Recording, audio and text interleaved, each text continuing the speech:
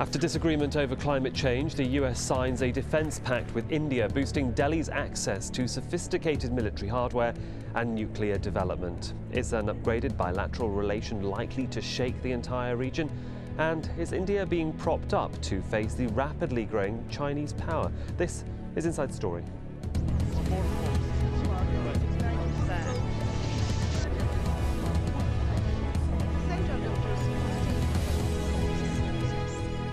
Hello and welcome to the programme. I'm Sahil Rahman. Is India taking steps to become an Asian superpower? The country's government has signed 3 landmark nuclear and arms agreements with the United States.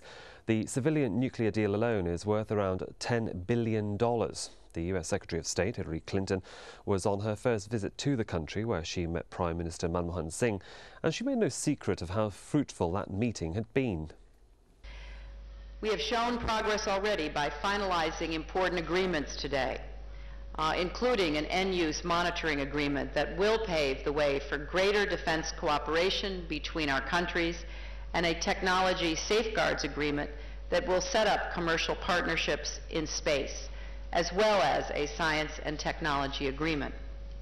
I'm also pleased that Prime Minister Singh told me that sites for 2 nuclear parks for U.S. companies have been approved by the government. These parks will advance the aims of the U.S.-India Civil Nuclear Agreement, facilitate billions of dollars in U.S. reactor exports, and create jobs in both countries, as well as generate much-needed energy for the Indian people. Well, there's been much controversy in the run-up to the meeting, as some of the details of the 3 agreements have been rejected in the past.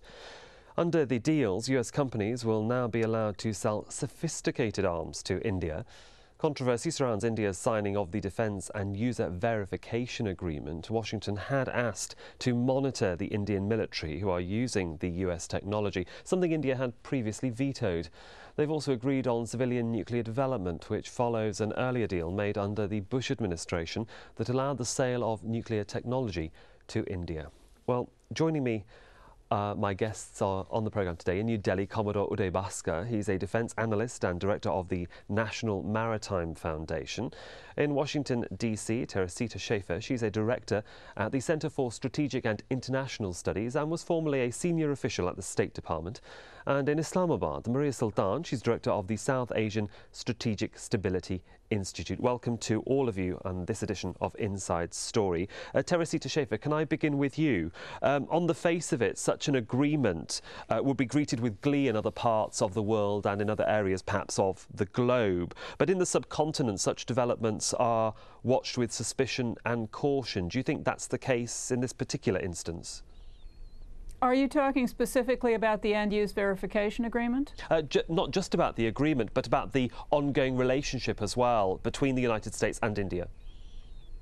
Well, I think that the ongoing relationship between the United States and India is being watched with great wariness in Pakistan, for reasons we can all understand. But I actually don't think it's been particularly controversial in other parts of the globe. The interesting case is what it says about India's position in the rest of Asia. I would argue that India has already made itself into an Asian power. It has, for the past 10-15 years, been paying much more attention to its neighbors to the east. It has tended its relationship with China. China is, depending on how you count, either their largest or their second largest trading partner.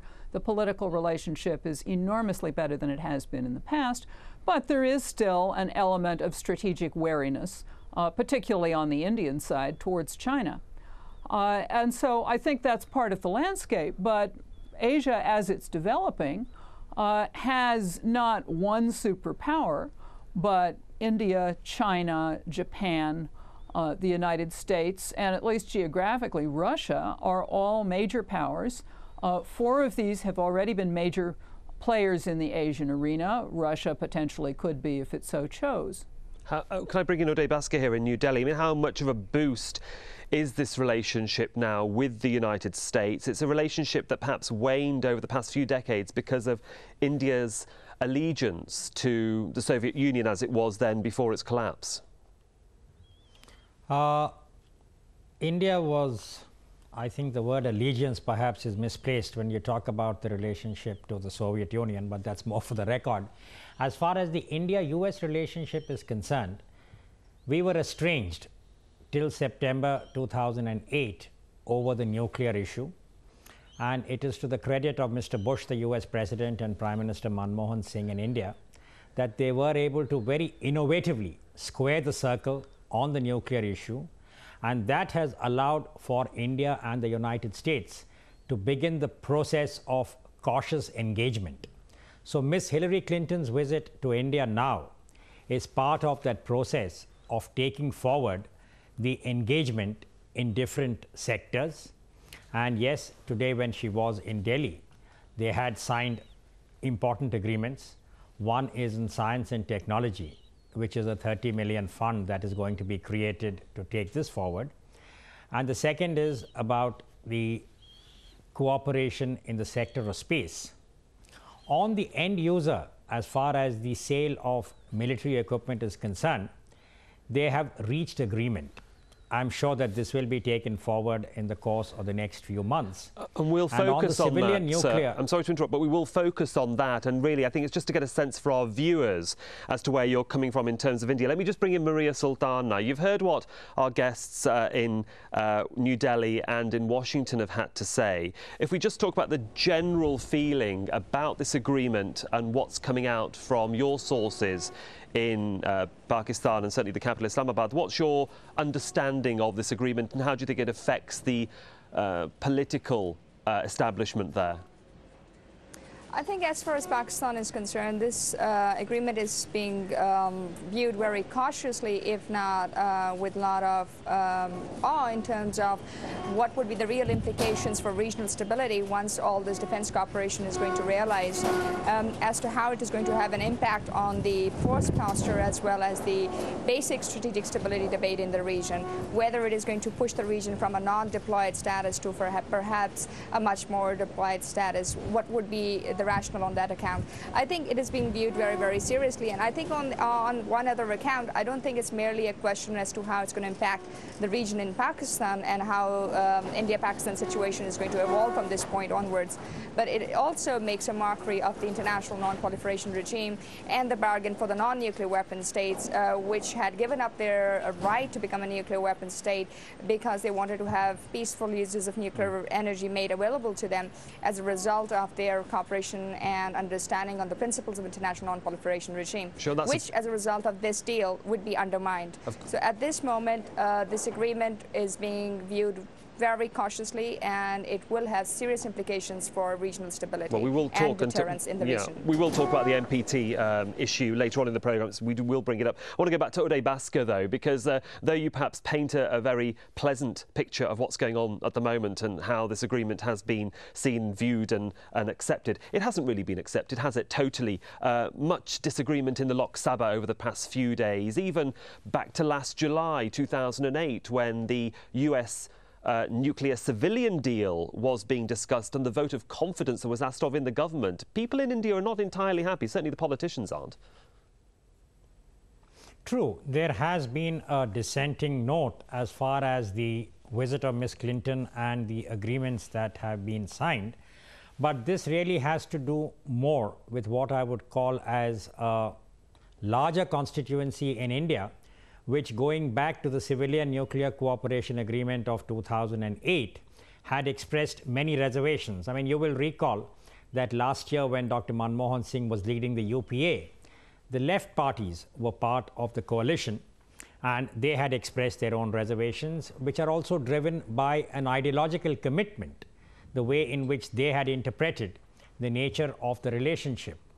Even now, the debate that you're referring to in the Lok Sabha had made reference to the end user monitoring agreement, the suggestion being that India was accepting a degree of intrusiveness that would perhaps impinge on its sovereignty at some future date.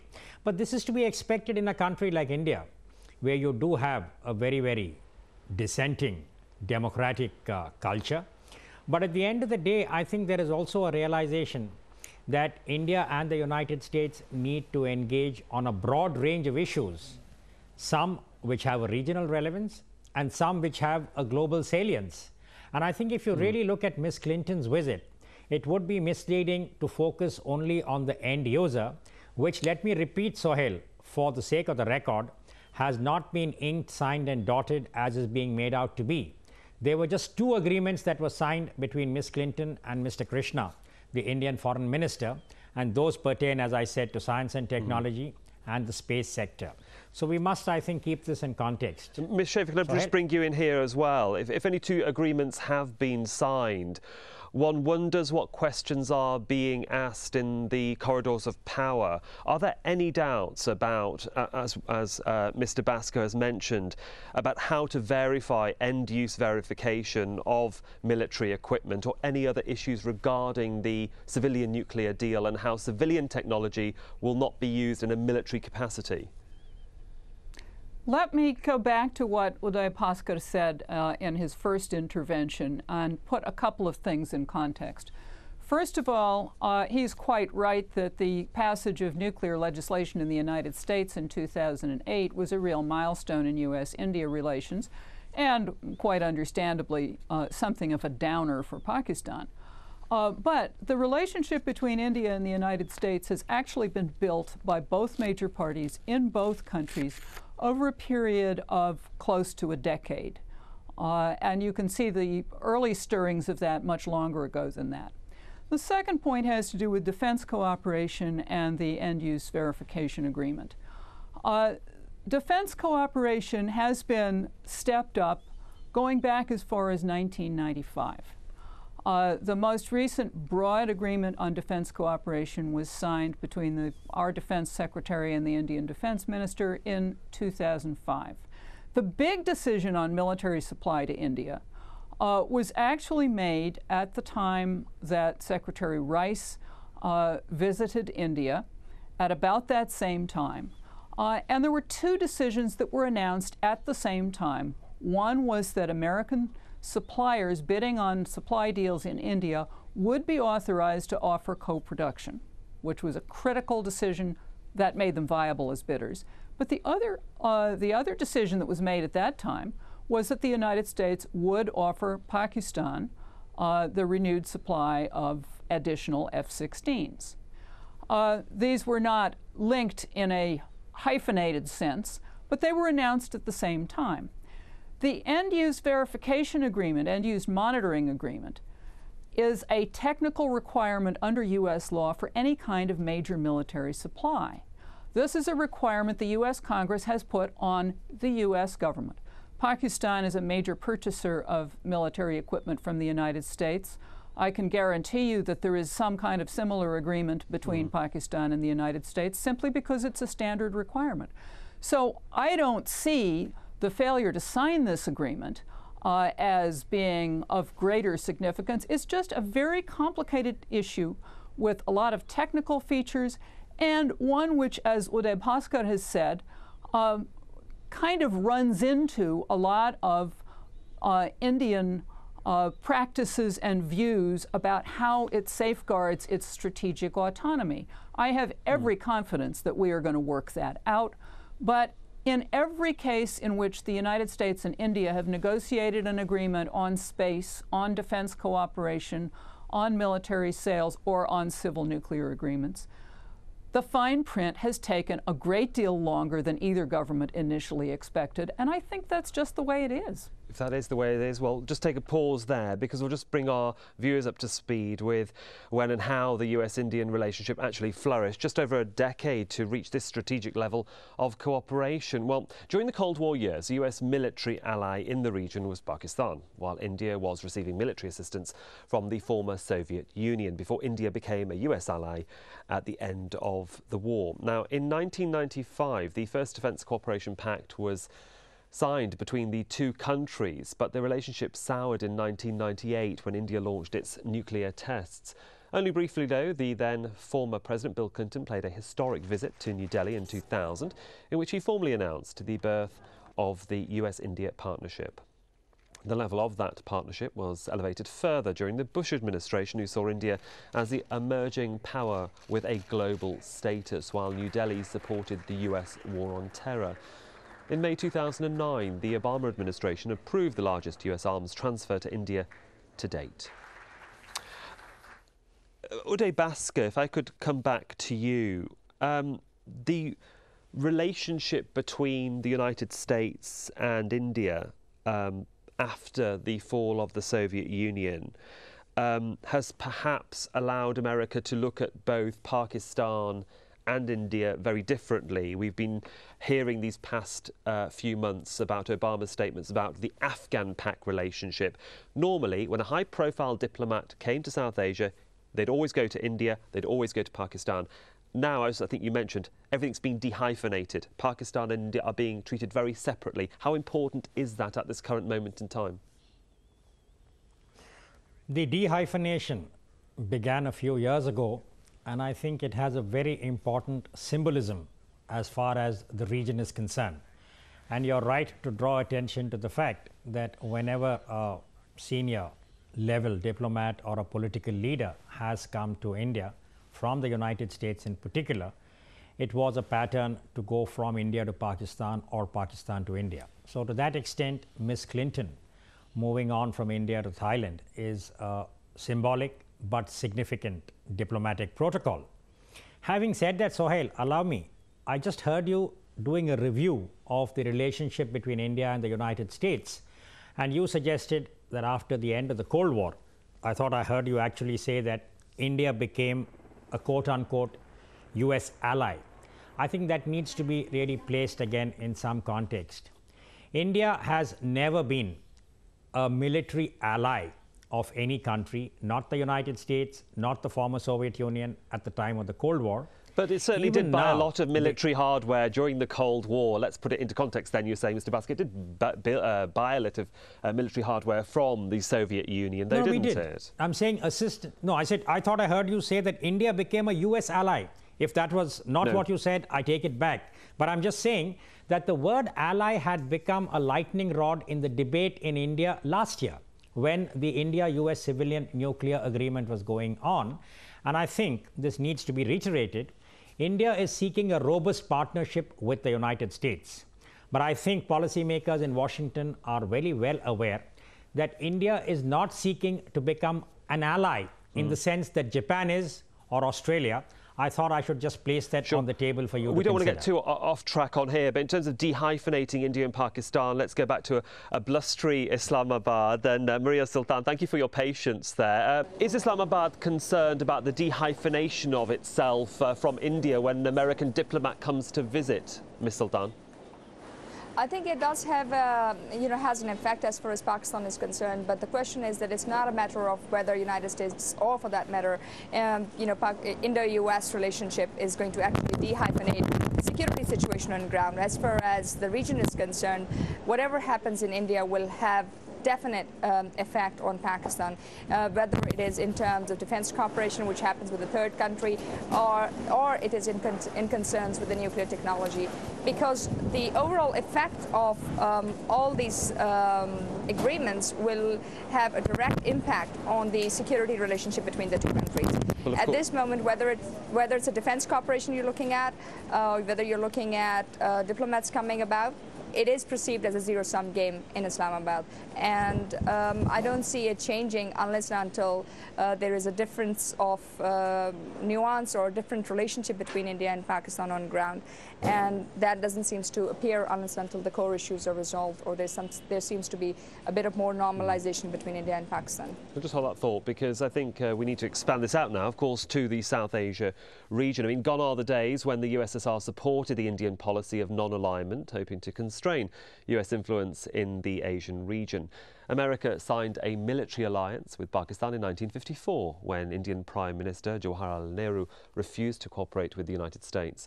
The Indian government looked to China and the USSR. In total, from 1960 to the year 2000, the USSR supplied India with almost $35 billion worth of military equipment and didn't demand end users verification agreements.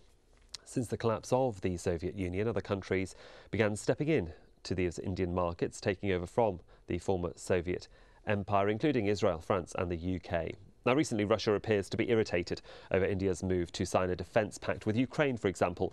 The matter was raised formally by Russia during a recent visit of an Indian delegation to Moscow.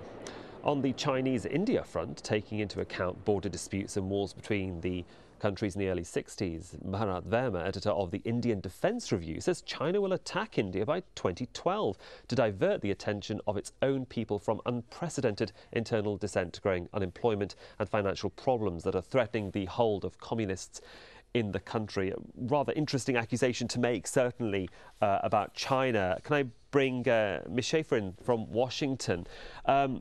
What goes on, obviously, between India and Pakistan does reverberate around the region. Can you tell me whether you think China is irked or Russia is irked by America's involvement or heavy involvement now with India? The first observation I'd make has to do with India and Pakistan. India has long tried to avoid having its friends, and particularly the United States, treat India and Pakistan as a package deal. Pakistan, more recently, has had exactly the same kind of objections to the Obama administration's phrase, AFPAC. It turns out that the larger country in either of these pairs doesn't like being made into a twin. Let me suggest to you that there are issues of style and substance here. And the primary flap is over questions of style, which I frankly think the United States just has to manage. As far as the substance is concerned, nobody's going to make policy towards India completely oblivious to the impact on the rest of the region. Nobody's going to make a policy towards Pakistan completely oblivious to the impact on the rest of the region. As far as China is concerned, India's relationship with China went badly sour when they had a war in 1962, and it's been a very wary one ever since. And I think that's the way it's going to be. There has been a huge improvement in India-China relations, but the wariness isn't altogether gone. It's something of an asymmetric relationship, which in recent years has mattered more for India than it has for China. And I think both countries are managing it reasonably well. I don't see that India's defense relationship with the United States has a terribly big impact on China, although obviously the Chinese are watching it carefully. That is the way they conduct their foreign policy. I tend to think that the projections of a Chinese attack in the next 3 years are wildly overblown. And we'll see what happens. Because neither one has been conducting itself along the border in such a way as really to provoke the other. There's been occasional provocative statements out of Beijing, but it's important to remember that that's a border which, along much of its extent, is largely uninhabited. Let me just bring in our New Delhi desk, because we've got very little time there. Uday Bhaskar, can I just bring you in on that quote from Bharat Verma? What do you think? Over-exaggeration, China attack India in 2012? I don't subscribe to that. I think that is one view, but if you were to accord a certain probability, I would not accord a very, very high probability to it. And I think what Daisy Schaefer has just said now is perhaps appropriate, that India and China are wary of each other. Let me just add that China has its own set of issues which induce this wariness, particularly about Tibet and the Dalai Lama, amongst other things. But I do believe that at the highest political level, both China and India are cognizant that they are going to be in a mix of competition and cooperation, and the ultimate objective is to avoid any kind of military confrontation, and they have been pretty successful. Yes, you do get a certain perception from one quarter or the other, but my sense is, as an analyst, that this is not likely to happen with the kind of shrillness that has been accorded to some views that you have just identified. Well, there, unfortunately, we do have to leave it. We have run out of time here on this edition of Inside Story. I'd like to thank all of my guests here on this particular edition. Uday Bhaskar in Delhi, Teresita Schaefer in Washington, and Maria Sultan in Islamabad. Thank you for joining me on this edition of the programme, and thank you so much for joining me on Inside Story. We welcome your comments and suggestions, so please do email them to us at insidestory@aljazeera.net. Until next time, goodbye.